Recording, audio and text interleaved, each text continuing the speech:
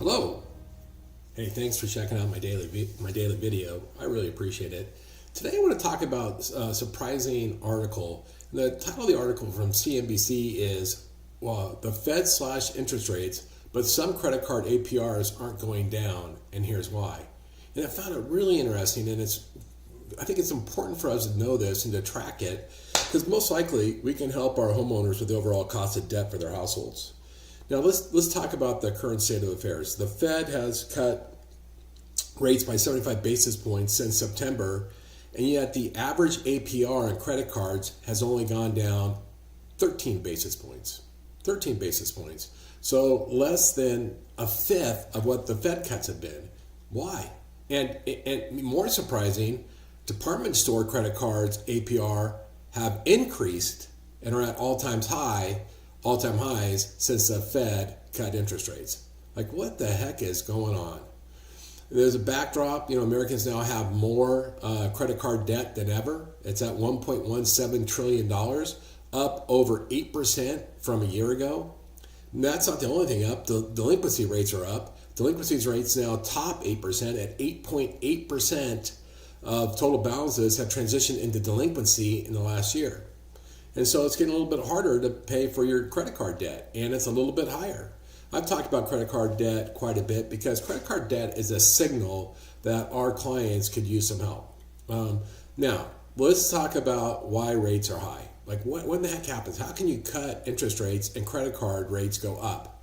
There's three reasons. There's three really big reasons.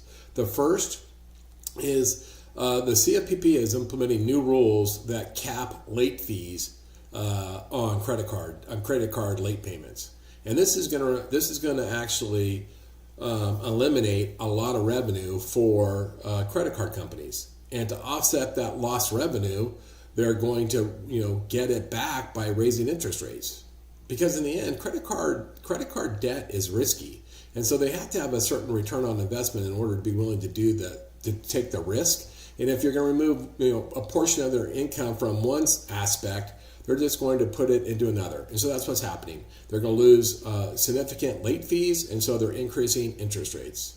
The second thing is, and this seems like a secular activity, as delinquencies rise, interest rates go up to cover the delinquencies. Of course, raising interest rates then causes more delinquencies, so that's where it's circular.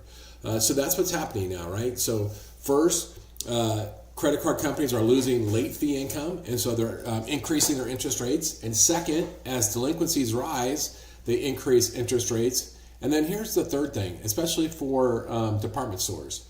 As you probably are aware of, almost anybody can walk into a department store and get a credit card. And the reason why is the department store wants to sell you their merchandise. They don't care one whit about the credit part of it, or the interest rate. They want to sell you blouses or TVs or refrigerators, whatever it happens to be. So if you walk into a Macy's or you walk into a Target or you walk into whatever store, they're like, sure, heck yeah, we'll give you credit. And there's a very, very low bar for qualifying. And because of that, it's a high-risk loan. It's a high-risk loan with a lot of defaults. And so that type of credit card debt is the most expensive, and as department store credit grows, so does the average APR for credit cards. That's one of the reasons behind it. Now, what does this all mean for us? It is a screaming signal that we need to talk to our clients, our homeowners, about their credit card debt. We need to talk about, hey, what's your debt? Because we know they're sitting on a mountain of equity. We know they're sitting on a mountain of equity, and we know that home interest cost is far less than credit card. As a matter of fact, the average APR on a credit card is 31% today. It's 31%. The average or APRs on department stores debts are as high as 36%. Is that crazy?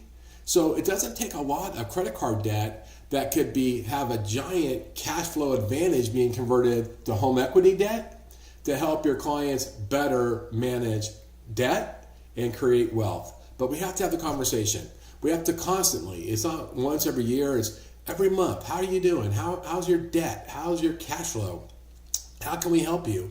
being aware of what their equity is, really being good advisors on both the debt side and the cash flow side. And so with that, we of course have opportunities to do home equity loans or HELOCs, cash out, refinances. There's tons of opportunity regardless of what the current rates are, regardless of that. Now, thankfully, we've seen an increase in rate and term refinances. As a matter of fact, last month there was more rate and term refinances than there were cash out refinances. That may or may not switch back. But today, our homeowners need help with cash flow and this onerous cost of credit card debt. So be sure you're reaching out to them. And remember, credit card debt often compounds daily. Daily. It's super onerous. Can you imagine that? 36% compounding daily? Holy smokes, that's a giant load. So do your clients a favor, reach out and talk about it. It'll help them. You can get a link to this article down in my notes below. And also you can go and check it out on LinkedIn. I did a post on this earlier this morning. I highlighted the things we talked about. I listed the most important data, and I put links to this article. With that, I hope you found this helpful. I appreciate you checking me out. Have a great day.